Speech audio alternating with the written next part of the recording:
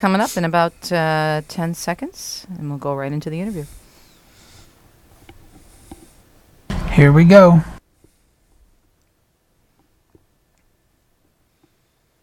Catholic Connection is a co-production of Ave Maria Radio and EWTN Radio and carried across the EWTN Global Catholic Radio Network. Welcome to Catholic Connection with Teresa Tomeo, keeping you connected to your faith and your world. Teresa tackles the issues of faith and culture, the pro-life message, and media awareness. And now, here's Teresa Tomeo. And it's a Thursday morning. It is June 8th, 2017. It's my last day here for a little while. I head home to southeastern Michigan after the show this morning, and so thankful for all the great people here at EWTN who helped us in our recording 13 brand new episodes of The Catholic View for Women. And that was absolutely went beautifully. So thanks so much to all of our production folks, and also to Tom Gray here in the studio helping me this week, Andrew and Kai back home. And I'm so excited because we have in studio with me, speaking of great EWTN talent, we have our friend Bear Wozniak, who many of you know. And by the way, Bear, we have to say hi to the camera there. Elbow, elbow, wrist, Aloha. wrist. No, and you're doing I the aloha. do the shaka. You're doing the shaka. Okay. Yeah. Because we are on Facebook and we're also on YouTube.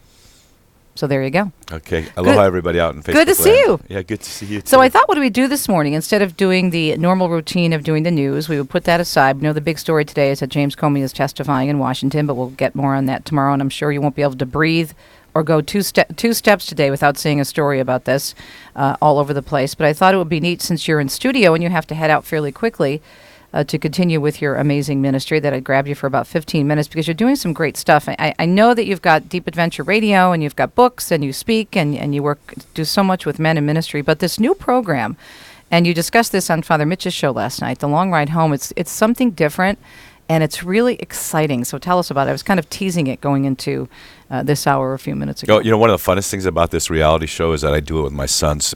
You never see them on screen, but one of my sons is the videographer and the executive director, and the other one is the technical director, and it's just unbelievable that I get to do that with two of my four children. But Long Ride Home is just basically Jesus and bikers, and what can be wrong with that? Wow. You know? Wow. And it's a reality show. It's probably the only reality show that's ever actually been telecast, because you can't do this kind of show with a Hollywood crew. You have to have kind of a Navy SEAL type, guerrilla type videographers and sound crew. And I basically lightly script this show, ahead of time. Like where we're going to go and what we hope, and things that I hope happen, but we don't make them happen. And then the Holy Spirit directs this show, and we have had some amazing encounters with people. And so we had one example where I had pedaled my bicycle across the United States years ago, and we were replicating in season 1 the same ride, only in reverse on a motorcycle.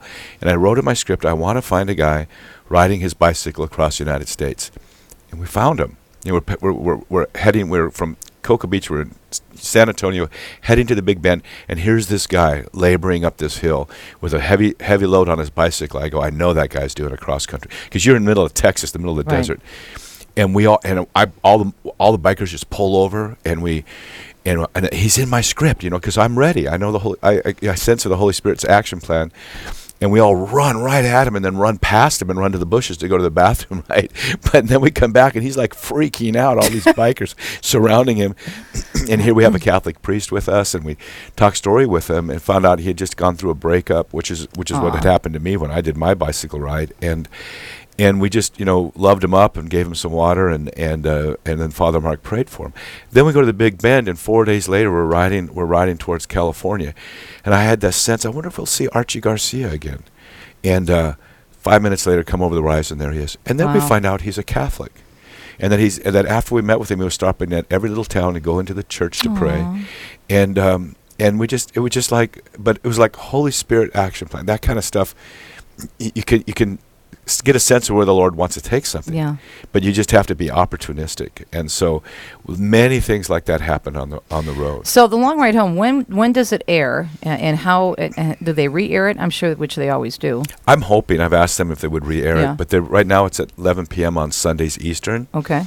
But what we want people to do, the people I was, I wish I could get my son or my nephew or my brother-in-law or my sister-in-law to watch EWTN, because the content is amazing. Right. This show is kind of like that little, I wear a fish hook, a Hawaiian fish hook. It's like the fish hook. If you'll go to YouTube in EWTN Long Ride Home, episode 1. They're going to keep that up permanently. Share that with them by email or on Facebook or in a text message, and that will bring them. They'll begin to watch the show, and they'll go, "What else is on EWTN?" So, there's 1.3 million bikers showed up at DC Memorial Day weekend. There's a lot of bikers, and most of them are conservative, and a lot of them ride with their wives, on the back of the bike Sunday afternoons after church. They're good people. Well, they came out in big support for the president for when he was running for office. Yeah. Right. So, so we love the tough guys of the biker world too. And we've got some tough riders riding with us too. We have the Catholic Cross Bearers Motorcycle Ministry, Knights on Bikes, Iron Deacons. There's a lot of Catholics that ride. They have a Deacon Bikers group? Iron Deacons.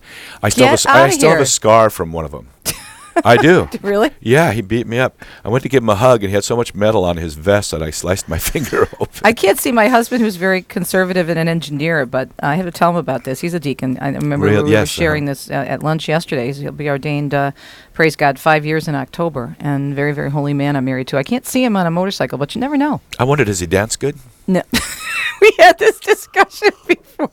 No, but he tries. He tries. Hey, if you're just joining us on Catholic Connection, you recognize the voice. And if you're watching us on YouTube or our Facebook page, we're with Bear Wozniak, and he is in town to promote his brand new show, Long Ride Home, which is just so cool. And he was on Father Mitch's program last night to talk about it as well. Also coming up, some other cool guests. I don't know if you met them when you were walking around the campus here yesterday, but we have the folks from Ireland and from the Family and Media Association. We're going to Ireland. Cool folks, and they're going to be here at about 10 minutes after the break, after we're done with our interview, to talk about the media in Ireland, what's happening there at the World Media Family. So this is so much fun. Then Julie and Greg Alexander from the Alexander House will be joining me to talk about a new online program they have for married couples. You have a major reversion story. You come at this from such a, I don't want to say worldly way, but I think a good worldly way, in the sense of being an athlete, being a surfer, looking at you, thinking you're like this real tough dude. But I love your name, Bear, because you are such a teddy bear. You're such a sweetheart. We've known each other. Grizzly bear. Well, I think you're like a teddy bear because you're so kind and loving and so in love with the Lord. When you're out doing this show and you're running into bikers, there's a lot of, I'm sure, Christians, but I'm sure there's a lot of men who've gone through a lot of pain. Did you find that when you're meeting up with these guys on the road? Yeah, and the very first thing you give them is respect. Mm-hmm. Because people all have a story. Right. I've found everybody has something, right? Everybody is Rocky Balboa. Everyone. I mean, the woman who's going to be on later today, Stephanie, who wrote this book on the Pinto's show, just a lovely woman. And then you hear her story, and it's just just the adversity that people face. And the overcoming, there's a special crown in heaven for those that overcome. Right. And guess what? That's everybody. Right. Everybody has major challenges in their life. Yeah. And so when you see people that look tougher or seem to be making bad decisions, maybe look past their fault and see their need, and give people dignity. What's the main goal with this show? Is it to re-evangelize, obviously, some Catholics who may be coming across EWTN for the first time? Is to bring people maybe into the Catholic Church, new Catholics? What are you hoping? Or just leaving it up to the Holy Spirit? I think it's all of those things. First of all, just the ride itself is evangelistic. Just doing the ride is evangelistic. Meeting people and sharing the Lord with them. But yeah, I'm a fisherman. I want to evangelize people. And if people are already in love with Jesus, I want them to get more in love with Jesus, So I know that's the call that God has on my life. But, for me, having the reversion back, I didn't leave Jesus. I wanted more of Jesus. Right. I'd been under-catechized. And finally, my dad, who's a deacon, gave me the book by Stephen Ray, Don't you Crossing just the love Tiber. the deacons? Yes. Sorry. I couldn't be a deacon. I don't have that servant's heart. Yes, you do. You serve in a different way. Well, I just, and so my dad gave me this book, and I got Crossing the Tiber. That's my husband's favorite Catholic book, too, my catechism, in addition to the Bible and the catechism. Carry this everywhere. Father Mark Goring gave this to me. It's from Australia. It's a very thin, portable copy of the catechism. And once you get into the catechism, you're just in awe of the wisdom. Truth has a certain beauty to it. Yeah. And I accept everything the Catholic Church says, not just because they say it, but because it's true. And once you get to the truth, then you go, so then you get to the point where you're saying, well, if that's what the Vatican said, then it must be true. Now let me go look up and figure out how they came to that conclusion. But you have this sense of security that what the Catholic Church is teaching. After a while, you just have those aha after aha. Every page of that catechism is amazing. What I love is when I see news stories that just reaffirm what the church has been saying for 2,000 years. The Catholic Church is the voice of faith and reason. We're the only ones that can reach the millennialists, I'm convinced, because we can reach the atheists with reason. Mm-hmm.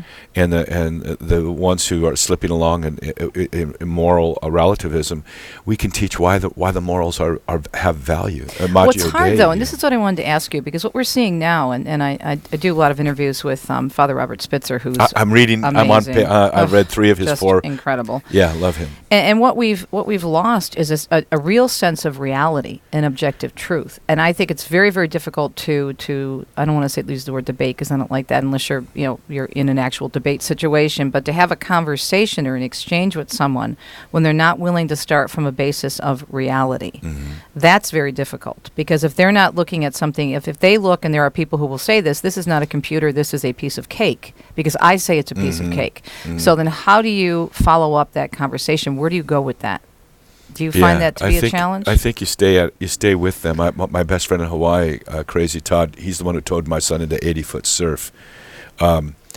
He's an evangelistic atheist, and he's my best friend, and I just stay with him, and I love him. I think some of what Robert Spitzer Father is saying, is when you point to some of what he calls a transcendental soul within a man, going beyond the scientific proofs of God, but where does that conscience come from? Certainly, it's not just from the social contract mentality of an atheist. Where does the sense of beauty and the desire for unconditional love? And where does love come from? If you're an atheist, there's no reason to love. Why is there such a thing? As love or truth or trust, or what is it? Is it just a bunch of atoms in your body? Yeah. What is it? Or where does it come from? Yeah, I think but you stay close to those people till when they have a moment of being ready to hear. Mm-hmm. And I love my friend Crazy Todd. Yeah. I love him, and he's a good man. Sees a girl under an overpass, abandoned by his coked up mother. He takes her, gets her with the city. Where is that coming from? Right? He adopts her, and so he's a very loving, wonderful man. And where does that love come from? Exactly. But he was raised I have to tell you, he was raised in a fundamentalist home where the only book he ever read was the Bible. The only math he ever learned was in the Bible, and he threw that stuff out. I mean, you got to get past that mentality, and then look at this kind of truth. And I'm going to send him all of Robert Spitzer's books. Oh, good. Yeah. Good. Well, he's phenomenal. So you're heading out the door this morning and going to visit your wife's father, correct? Yes. It's like a family reunion up there. Yeah. And he's been through a little hospital thing. He's a tough man. He's that that strong, silent type you always hear about. Mm-hmm. That's who he is. Before we let you go, I do want to, speaking of that, what I'm seeing in the culture, and I've seen it for a long time, and I write and speak about it, is that men are under siege. Manhood is under siege. Men are made to feel that if they don't matter, and women don't need them to have children, they can just go to a sperm bank, and men are still just, I think, attacked and maligned in the media, especially in TV and in Hollywood, and the sitcoms just portray fathers, which drives me nuts, because I had an amazing father who was very involved in our lives, and he raised 3 girls along with my mom, and it just drives me nuts. But what are you hearing from men out there with whom you work? They respond immediately to this message of true masculine Christianity, and it doesn't have to look like some macho biker. Men of all sorts just embracing your masculinity.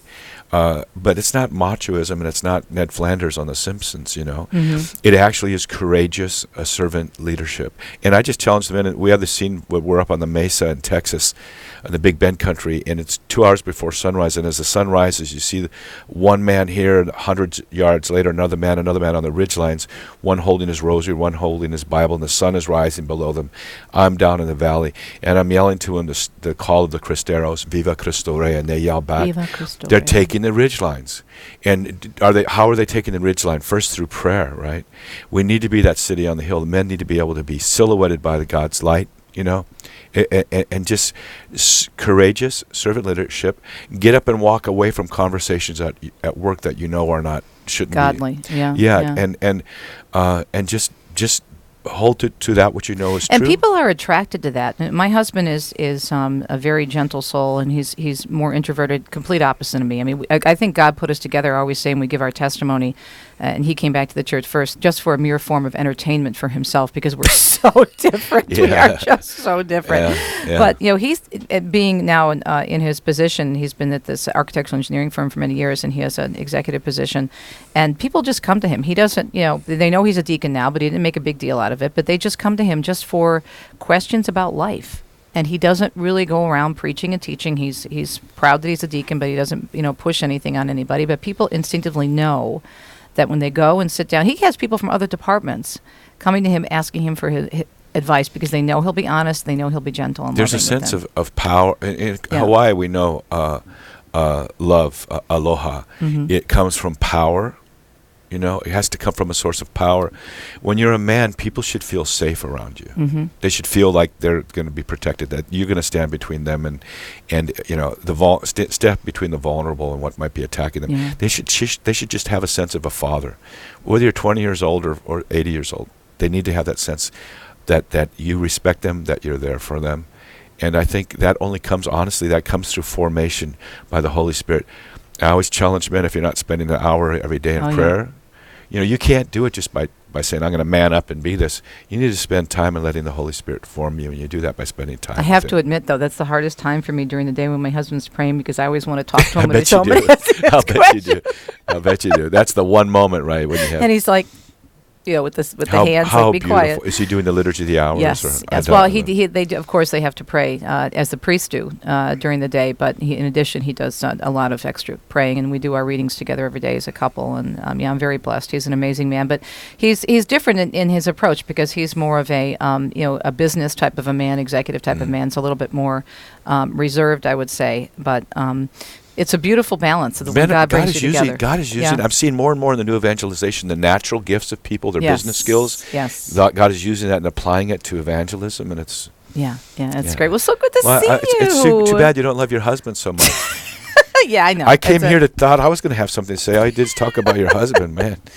Well, we went through a lot. We came close to divorce, and when you almost lose that, and precious. that it's precious, and we just thank God every time I see him up on the altar, it's a miracle because Isn't of it? what we went through. It's like wow, and it's my we couldn't have children, so this is like now I know how moms and dads feel when they see their sons and their daughters, and he's up there, and I'm really good because I do not take pictures during mass.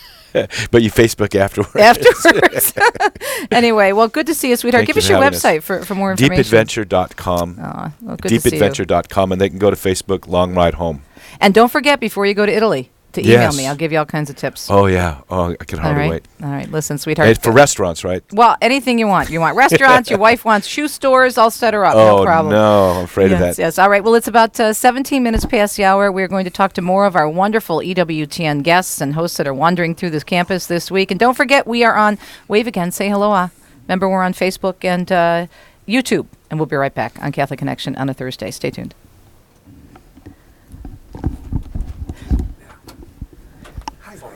Okay, and we got to get the Irish guys are here, aren't they? The Irish guys. I got to get on the road. Wait, we need a photo. Hey, I forgot about this. Come on, little low. The whole table collapses when I lean on it. Turn on, Bear. Come on. Come on, Tomeo. Come on, One more. Tomeo. One more. There it comes. Bravo. Thanks. Now, how do I get a copy of it? Maybe I'll send it to you. Come on in. He's not so sure because of what we're talking about. I'll send it. All right, well, you can just do it. That's fine. Yeah, we can. Okay. We'll get you now. We'll get you. We don't have a house. Is this yours? Yes. Email me email me before you leave for Italy. I absolutely. Okay, all right. Headsets on. All right, love you. Bye. Ireland. Put your headsets on. Here's yours. Yours is over there, hanging down. Terry, what's your last name? O'Neill. Oh, God, that's real complicated. I should have known that one. Read ours, okay? Hang on. Thanks, This Mike. way on. Yeah, that's Cool. fine. Anything else you need, Tom? I'm just going to get a level. 1, 2. 1, 2. Family and Media Yep, I'm good. Thanks, Association. Mike. Nope, we're good. Thank you so much. Hold this a little bit down. Just here. Okay, there we go. That's There. good. Yours too. A little bit down. Okay. 1, Now 2. talk. Say 1, 2, 3, 4. 1, 2, 5, 7, 10, 12. So you guys head home today as well? We're heading home, yes, just in a few hours. So. Okay. Yeah, I have to leave right after the show, so All right, I'll be taking the Water same. in just a moment. Once you No, it's get okay, down it's okay. here. Sure, thanks very much. we're good.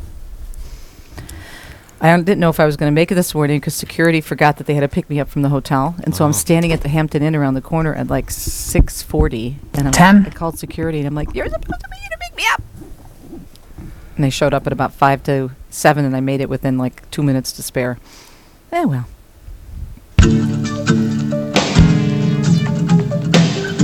Hope you're having a great Thursday morning. It's Catholic Connection, a co-production of Ave Maria Radio and EWTN 877-573-7825. And wishing well to our friend Bear Wasnik, who does amazing work.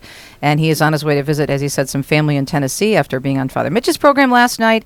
You can hear him on Deep Adventure Radio and EWTN. And, of course, the television program is A Long Ride Home on Sunday nights at 11. So check it out, and you can find out all that information at EWTN.com. One of the things I love about coming down here every year, I usually come down at least 2 or 3 times a year to tape EWTN's Catholic View for Women or to do the radio conference.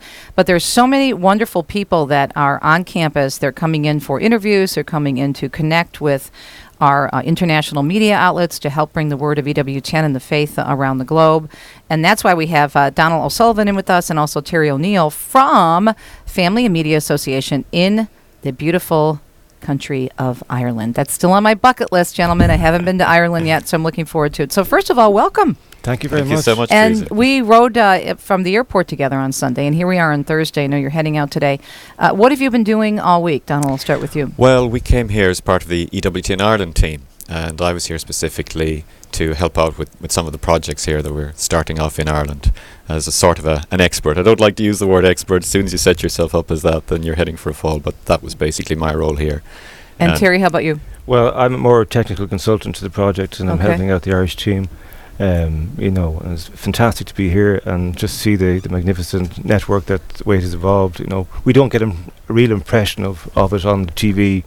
You have to come behind the scenes to really appreciate it. It's fantastic. It's pretty incredible the first time. This is your first time, both of It's you? my first time. I Yeah. mean, I was in Atlanta 20 years ago for the Olympics, but it's the first time I've been in the United States since. So your thoughts on EWTN, what you've seen, what you've been EWTN, wonderful. discussing? I mean, when I walked into the chapel, the first day, just the vivid colours, the joy, it was wonderful. It's just such a privilege to be here. So let's talk about bringing EWTN to Ireland. What's that been like, and how is it going over there? Well, Terry, you've been involved really with most of the project for longer than me, so... Yeah, we're a small team, and it's growing gradually, and we're contributing gradually to the grid, Irish home-produced programs, and we're getting a good team together, I think, and there's been a good response to the productions we put on the grid so far, and we're hoping to develop the radio network now in Ireland, which is just in its infancy. That's why we're here to oversee or to see what you have to offer, and the assistance has been fantastic.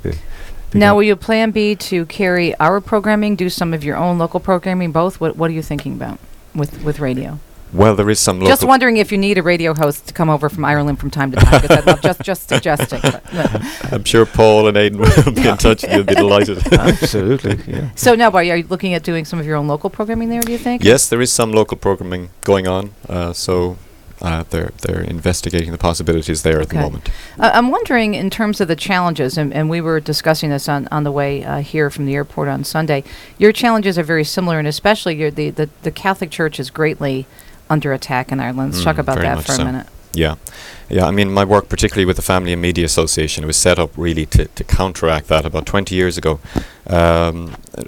Pope John Paul II, St. John Paul II, his World Communications Day message in '94 talked about families forming associations to better represent their interests with the media, with advertisers. And we were finding at the time that the church was getting a complete hammering. So a number of academics mainly got together and thought, what can we do? Let's monitor the media. Let's turn out some really good statistics, some quantitative analysis, and prove that what's going on here is biased reporting. See, the situation in Ireland, it's a little bit different from the United States. It's anti-Catholic here, but it's anti-Catholic in another way there. But we have regulation that's supposed to ensure fairness and impartiality, but we don't have that. We have regulations with the FCC. The fairness doctrine is really no longer in place, but there's a certain amount of regulation now. Whether the problem is that it's been loosened a lot, and the FCC, in terms of content regulations, the Federal Communications Commission, even though there's laws on the books in terms of violence and particular language during certain hours, it's pretty much ignored. Yes, it goes a little bit further even than that in Really? Ireland. Yes, in terms of if there's a discussion about abortion, there is a statutory requirement to have balance and fairness on all discussions. But the problem is, in Ireland we have a homogenous media. It's just entirely pro-abortion. And when a complaint is made, the bar is set differently for a pro-life complaint against somebody who's advocating abortion than the opposite, the other way around. It's a little bit like if you've got a balance. You've heard of the glass ceiling. Right. Well, you've got a glass loading. So on the balance, you've got this glass weight of one side that the broadcasting authority can't see, but everything is weighted heavily in favor of abortion and an anti-family agenda. But if you have stricter laws, and we're about to go into a break, so we can address this perhaps when we come back, but if you have stricter laws, isn't there the legal route then that you can pursue? There is the legal route, but in the first instance, you make your complaint to a statutory authority. And if you go the legal route, you end up going probably to the Supreme Court, and it can cost hundreds of thousands of dollars, and that's how they get away with it, right? Okay, it's 25 minutes past the hour. Having a great conversation with our friends from the Family and Media Association from the beautiful country, Marion country of Ireland. If you have a question, 877-573-7825, 877-573-7825. More live from Birmingham, Alabama. We'll be right back. Stay tuned.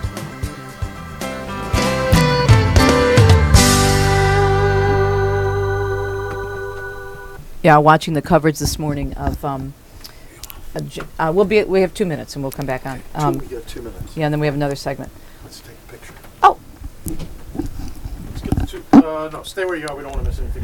We'll get you later. Okay. Oh, okay. Is- What's the next break? Is this okay? Yeah, you sound good. I was watching the coverage, and even the wire service that we use to put my news together every morning, it's so biased. I have to rewrite it. It's just awful. And they're talking about Comey, and Comey put a statement out yesterday, and the statement basically said that he was not pressured to do anything with Trump. Yet the media are totally, of course, twisting it and making it sound like the opposite. Totally. I mean, it's just, I've never seen it. It's been bad. And I left the secular media in 2000. I was a reporter and anchor for many years. And it was bad then, but it's just off the charts now. Yeah. I've never seen such blatant I know. bias. I mean, that comes across in Ireland. And the thing is, of course, in Ireland, we don't have Fox News or anything like, so Yeah. we really, it's air supremacy totally. It's just crazy. It's just, people don't get culture of any death. semblance of truth at all, resemblance of truth. It's just ridiculous. So anyway, this is good stuff.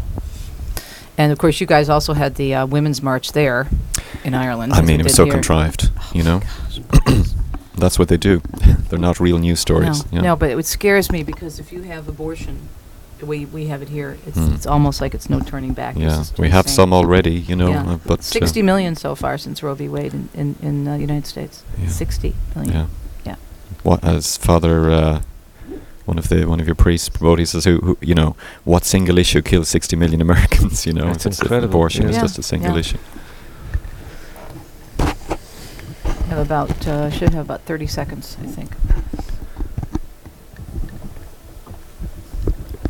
So it's been a whirlwind of a week for you, boy. It certainly has, yes. Wow. Fantastic. 10 seconds.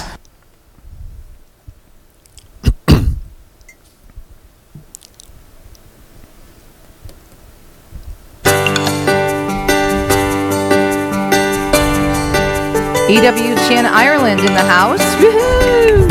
And the crowd goes wild, as we say in the United States. Terry O'Neill and Donald O'Sullivan, Latchford, and Family and Media Association, which is actually working to bring and have EWTN in Ireland. And we were talking during the break about, of course, the abortion issue, which is still such a hot button issue here and so huge. We are making great strides here in the United States, and I know that you follow us closely, but I'm praying that you don't get what we get. Legalized abortion through 9 months of pregnancy, abortion on demand, because we now are looking at, and Father Frank Pavone and I were talking about this on my show yesterday, 60 million abortions since 1973 It's that we horrific. know of, Yeah. that are reported by the CDC. No, we're in a very difficult situation in Ireland at the moment, really. I mean, the political media establishment has just pulled out all the guns, and they're pushing full steam They ahead. want to get us over the line now, the next Yeah. referendum. Yeah. I mean, they even put together a so-called Citizens' Assembly, which recommended... You were mentioning that on the way here on Sunday, some Oh. Citizens Assembly, right? Yeah, I mean, it's totally unrepresentative, and even the politicians who put it together don't believe their recommendations. They don't think they'll get it past the country in a referendum. So there's pressure on them now to pull back and tone down the recommendations, which would be more or less abortion on demand past a certain number of weeks. So you're getting support from the Irish Catholic community, those who are pro-life, that to support your mission to bring the truth of the Catholic faith there in a more broader way. Yeah, if it wasn't for the international kind of media onslaught to help the abortion industry coming into Ireland, Ireland is a very, very pro-life country, and we're not beaten. We're regrouping now to. Good. It distorts the landscape greatly. George Soros and people, others of his associates.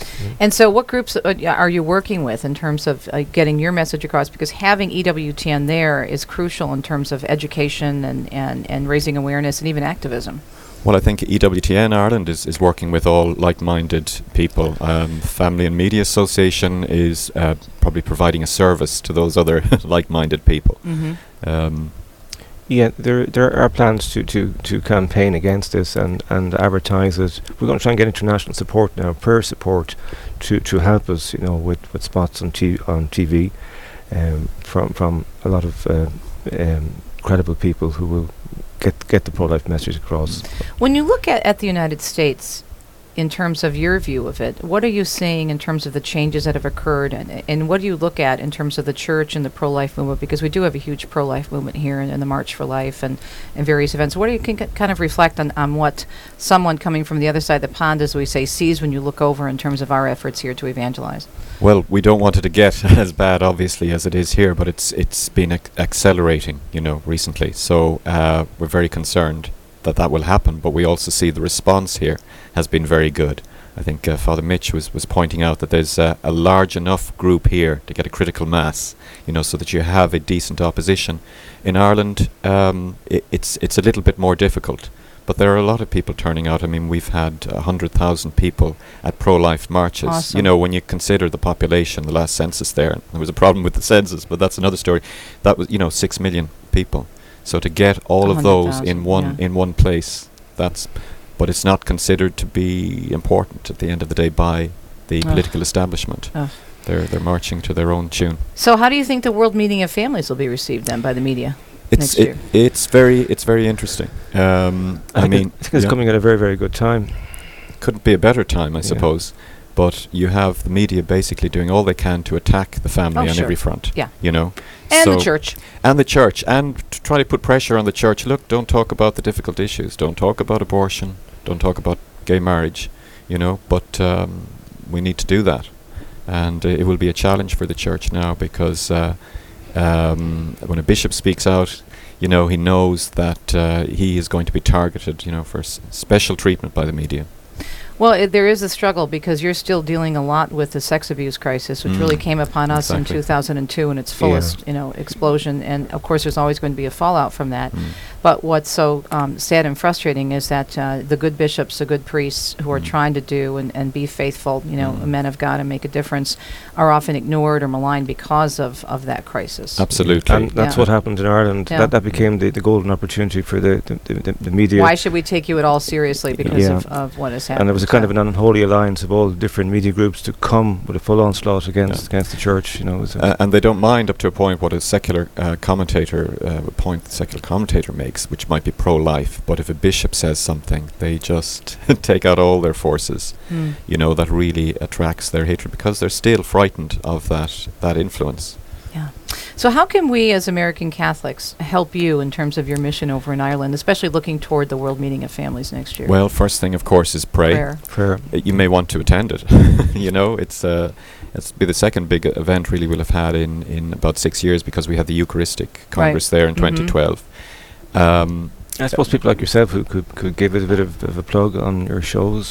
Sure. We'll be happy to have you back on. Talk about it. We'll be obviously covering it heavily here at EWTN. And of course, we need practical support in terms of financial support. All the various groups need that as well because we're up against, the money of George Soros, international, pro-abortion Welcome to our world. Yes.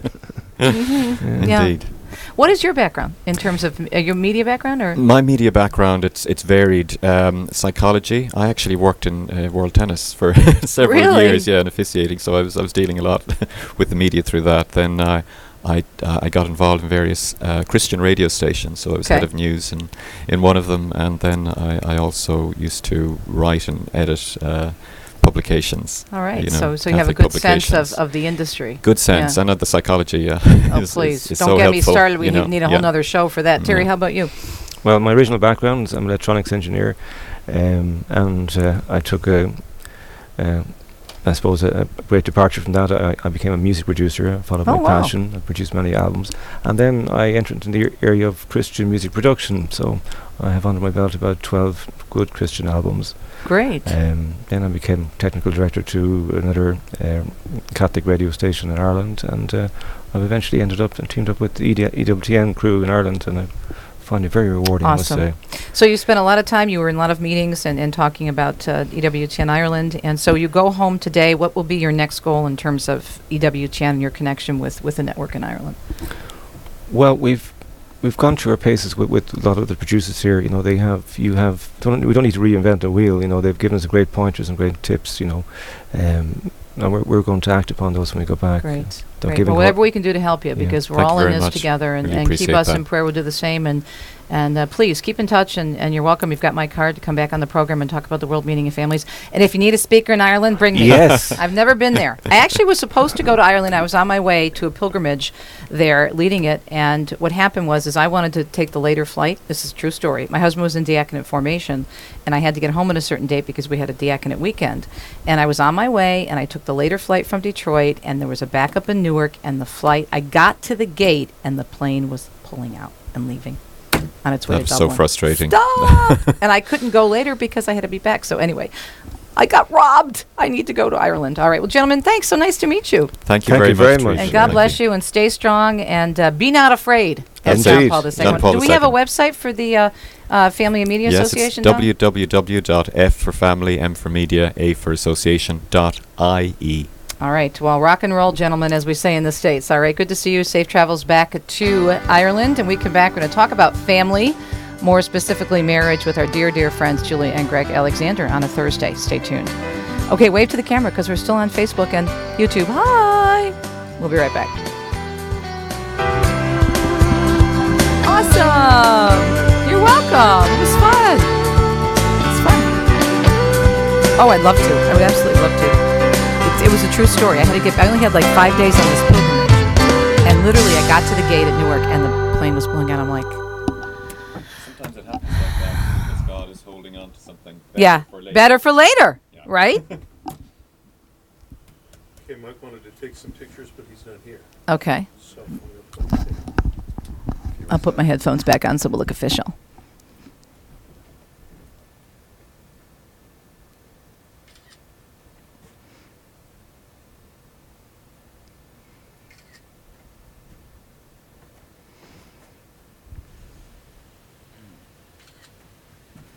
Look at the camera. That's good. Hi, Jules. Hi, honey. How are you? Okay, guys. Good. How are you, honey? Good, good. Thanks, you guys, so much. God bless, and keep in touch. Okay, bye. My next guests are giving me a hard time, my friends. I get no respect. Bye. You guys did a great job. Smarty pants.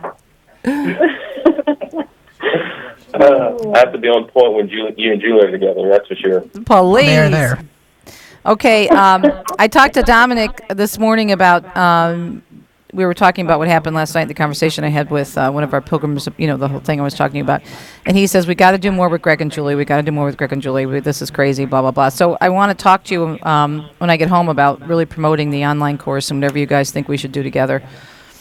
Okay, good. All right. Because I want to cry right now. It's absolutely, oh, man, we are in trouble. I know. We are as a whole. I mean, again, we say these words, but people are like, yeah, marriage, sure, whatever, but, you know. Or a lot of them think that for us, the issue is prevalent because we work in this ministry, but it's everywhere. Yeah. Yeah, so yes, we need to talk. Yeah. Okay, great. Oh, my goodness. 10. Yeah. Okay, here we come. 10 seconds. Okay.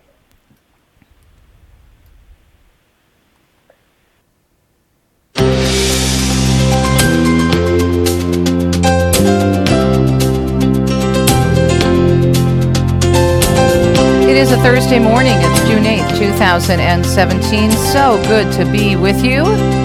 9:39 Eastern, 8:39 Central.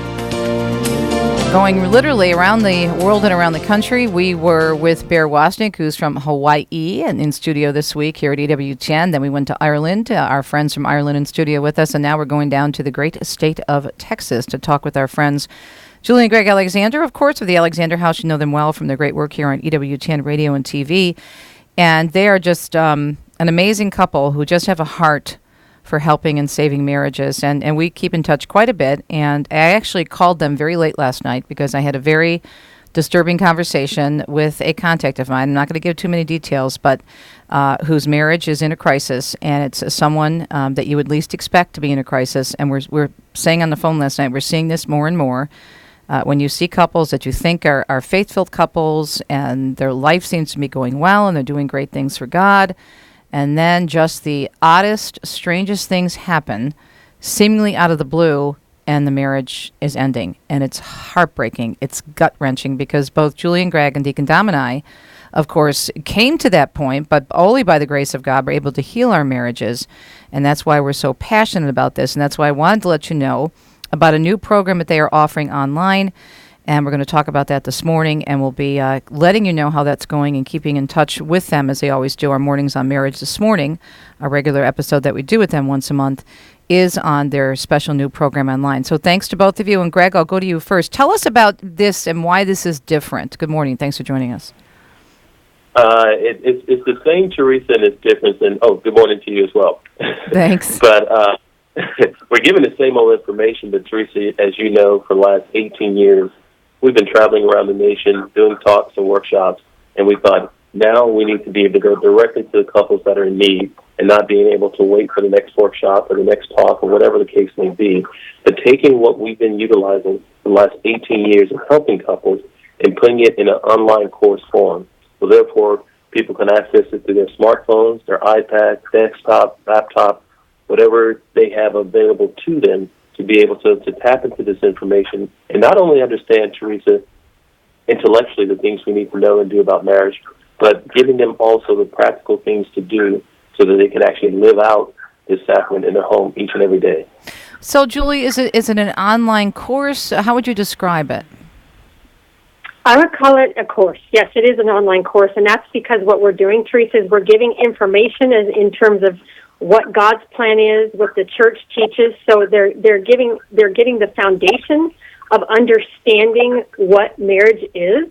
But then we also give them the practical tools. So they'll have exercises. They'll do extra, a few things of reading, of finding the points to say, okay, this is God's plan, but now this is how you participate with God and make it a lived reality. So yes, it will be a course. So this could be for couples in crisis, but really I imagine what you're hoping is that you can prevent a crisis and just encourage and strengthen marriages through this. Absolutely. That's what we're hoping, Teresa, is because what we've seen is when it becomes the crisis, yes, we are here to help always. But it saddens me to the core. It saddens Greg and I both to the core that people won't do anything for their marriage, and they just assume that things are going to be fine, and they go and live their lives. They give so much time and attention to their job. They give so much time and attention to activities for their children, but we spend no time on understanding what the foundation and the purpose for our marriage is. And so the weakening of this sacrament is being seen, and not only in our culture, but in our very church. It gets very frustrating to see that there's more talk about annulments than there is about keeping marriages together. I don't get it. It's frustrating. But go ahead, Greg. What do you think that is? That's the $64 million question. Right. And it's and part of why we created this program so that couples, they don't have to wait on their parish anymore. They don't have to wait for somebody to direct them. They can simply go to their internet, press a button, and have it available right there at their disposal. And I just want to echo on Julie's comment, Teresa, this is precisely how couples end up in trouble in the first place. It's because they're not being proactive. They're not being intentional about their marriage, focusing on the different aspects of communication, the spirituality, and all of those things that we should be focusing on a daily basis. And so it's like couples get married, they say I do, they press the button and put the relationship on cruise control and hoping that everything is going to be great to death do us part.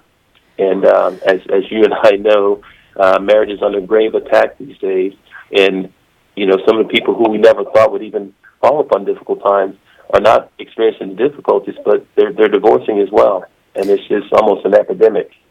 Yeah, that's a good way to put it. We're talking with Julie and Greg Alexander. If you have a question, 877-573-7825. It's about 45 minutes past the hour on a Thursday morning edition of Catholic Connection. Where do we find this new course? It's not available just yet. We're going to release that. We have a whole different platform, Teresa, for doing this exactly. In fact, what we're going to do is going to be a 6-week course, and we're going to release a module every week, because we want couples to really take the time to delve into the material, to actually put it in practice, and then we'll release the next module. So 6 modules over a 6-week period. In between those weekly sessions, we're going to also be doing a live webinar, just checking in, following up with people, seeing if they have any questions or concerns as they're going through the material. And another good thing, Teresa, this is only going to be available for sale for about a week. We're going to promote it, we're going to sell it, and then we're going to start ministering to those couples. And that's why we're doing it on this limited time frame, because we want to be there to really serve those who are in need. I mean, we're expecting hundreds of people to sign up, and so we can only handle so many at a time, as well, only the 2 of us. So should they go to your main website and sign up for your e-newsletter or email list to get updates on this? How would that work? What's the best advice, Greg, do you think, in terms of people who are interested in this new course? Yeah, absolutely, Teresa. If they go to gregandjulie.online, we have a couple different forms there. One with a pretty picture of you that says Tomeo Marriage 911 or Marriage 411, and they can sign up, and that way we'll keep them updated. We're going to have a series of videos coming out introducing the course, and then we'll actually be launching it June 26th. Okay, so June 26th. And we're going to have you back on next month to just remind people. One of the other questions I have is, are you seeing, and you and I were talking about this last night, even people when they get to a crisis point, and this is what I'm seeing more and more of, where one of the spouses is just saying it's done, not even willing to go anywhere, whether it's to a retrovi, to a marriage encounter, to a counselor, just saying, I'm done, after investing 10, 15, 20, 30, even 40 years in a marriage. Why is this happening so much more? Maybe it's just me, but I'm seeing it and hearing it from acquaintances, from listeners, from viewers, all over the place. Yeah, absolutely. And Teresa, as we all know, we talked about this as we were talking on the phone last night. The final battle between Jesus and Satan is against marriage and the family. And if we don't see these, I was reading the other day about even the fall of Russia. How did that begin? It began with no-fault divorce. Way back then.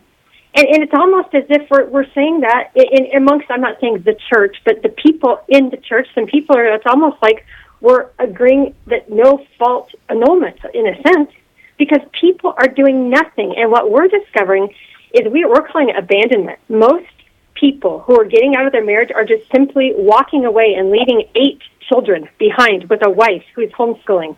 And I'll be honest, as you know, Teresa, we've talked about it. The attack is with those people that are prominent in the church. We're seeing deacons that are being destroyed, that are falling apart, that aren't getting help in their marriages, but they're just saying, this is too difficult. I can't do this. One of the problems that we're seeing also is couples now that are our age and younger have grown up to see their parents divorce, so they're just following what they've seen exemplified at home. Wow. Well, we have Jim from Arlington, Texas, who has a question. So let's go to the phones. Jim, thanks for calling. What's your question for Julie and Greg Alexander this morning? 877, by the way, 573-7825. Jim, what's on your heart this morning? Yeah, it sounds like that's a good program, and but what do you do if you are already divorced and you're trying to reconcile? Okay. Is there a program? Is there something for that, or? Absolutely, and thanks a lot for your call, Jim. Because we've got a lot of couples in those situations, and thanks be to God, you guys see the beauty and importance of your marriage and want to come back. But we do have a service called Marriage Disciples, where we work with couples on a couple basis. And for 90% of the couples we work with, we actually utilize Skype and Zoom, so you don't even have to be right here in San Antonio. So we can actually definitely minister to you guys and help you get you back to where you need to be. Did you get that, Jim? Yeah, yeah, I got the gist of it. Now, is there, what are the details, and I mean, how do I participate? Sure. We'll give you their website. Greg, go ahead. Yeah, if you go to thealexanderhouse.org, that's THE alexanderhouse.org. There's a link there for Marriage Disciples Gym, and it'll give you all the information, and it'll link you up with Robin, who will get you squared away and direct you to us, and we'll just go to work. Great. And Jim, don't lose hope, honey, because there are many couples that have even gone through, and I've interviewed couples that have gone through Retrovi after a divorce, and their priests or counselors have recommended it just so there could be a peaceful type of coexistence with the husband and wife after they break up and they end up coming back together. So it's not impossible even after a divorce. Reconciliation is a possibility. So just pray about that, and thanks for calling in. Now, do we have a title of the new course, Greg? What's it being called? Yes, it's Marriage 411, the essential elements of a strong Catholic marriage. Of course, kind of taking off on the Marriage 911, talking about our marriage in crisis, and now with the 411, of course, information, giving couples that detailed information, not only what we've done, but the hundreds of couples we've worked with to help them redeem their marriage as well. But as you mentioned, Teresa, also not for troubled marriages, but for those who are preparing for marriage, those who have a good marriage, even wanting to make it great. And this is how we keep marriages together, by always continuing to focus on our marriage and the various aspects of our marriage. Yeah, there's so much that has to be done, and we've talked about marriage prep, but we have to get couples into the mindset of working on the relationship, just like they work on their health and getting their advanced degrees. Once they buy the house, they save the money, they work. They have all these home rebuilding projects, right, where these couples work so hard to save money and to work with the property brothers or somebody else to rebuild or remodel their home or whatever. And yet, when it comes to our marriage, we're just ready to say, nope, I'm done. Yeah, and Teresa, that's why I want to tell people who are listening. This is the person you are married to, the person that you stood at the altar with and said, I do. That is your clearest pathway to get back to heaven, period. And if we don't start talking about the understanding of sanctity and the permanence and the importance of marriage, we're losing it all. Because what are we as a married couple? We are to emulate. We are a sign of God's love.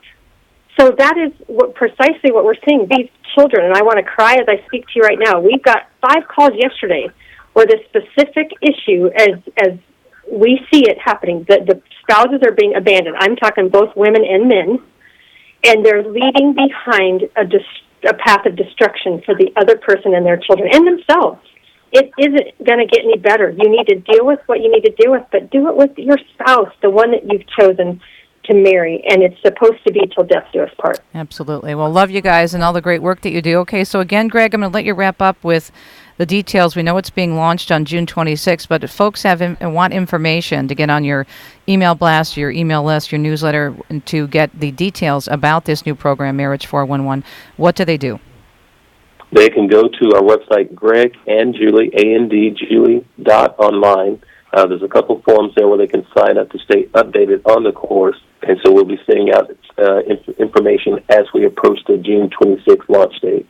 Again, it'll be a 6-module course released once a week for a consecutive 6 weeks to follow up in between with weekly webinars to be able to address issues and concerns that the couples might be experiencing. All right, thanks so much for your continued dedication to the sacrament and vocation of marriage. Our dear friends, Greg and Julie Alexander. Again, gregandjulie.online. This is going to be launched June 26th, Marriage 411. Check it out, and you can get all the information there. And maybe tell a friend if you know someone. But also, look, just because you may have a great marriage right now, you have to work at it. You can't just say, everything is going to be hunky-dory and everything's fine. Every single day you have to get up with that commitment to Christ, looking at your spouse, because your responsibility as a spouse is to help that person get to heaven. That's what the church teaches. And I didn't know that until Deacon Dominic and I came back to the church. Who knew, right? And now we try to do that with God's grace every single day. Thanks, you guys, for your amazing work. We'll be right back on a Thursday to wrap up the show. Stay tuned. God bless you. Okay, love you guys. Bye, love you. Okay, Julie, I'll text you Mary's number, and then if you could just talk to her for me. She's just heartbroken. I'll do it. I'll do it. I called Dominic this morning, and he almost dropped the phone. He couldn't even believe it. They were such an amazing couple. It's just, it's just crazy. All right. Okay, honey. All right, love you. I'll talk to you soon. Okay. Love you too. God Okay, bless. bye-bye. Bye-bye.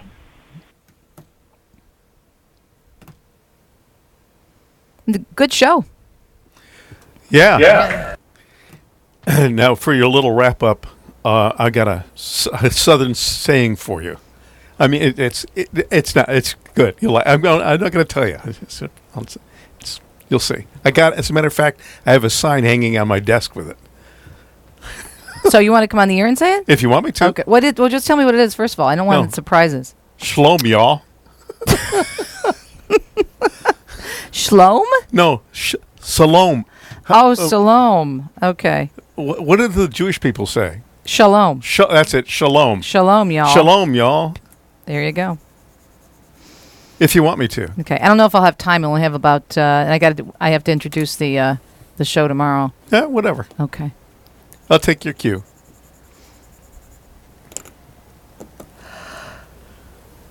So are you going to TV or going right to the airport now? I'm going to go right to the airport. My flight isn't until 11, but I'm just going to get over there and relax and wine. Have a little glass of wine. Yeah, right at 9 o'clock in the morning. Well, for you though, it's not 9 o'clock in the morning. It's 10 o'clock. It's 5 o'clock somewhere. It's 5 o'clock somewhere. There you go.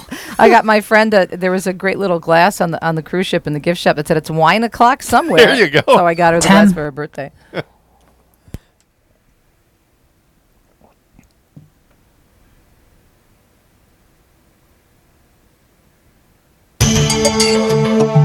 Almost 56 minutes past the hour. Great to be with you on a Thursday morning, and so good to be here in EWTN land. Heading back home to Michigan this afternoon.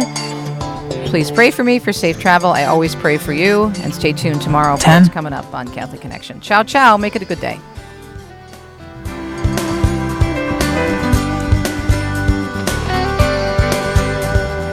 You've been listening to Catholic Connection with Teresa Tomeo.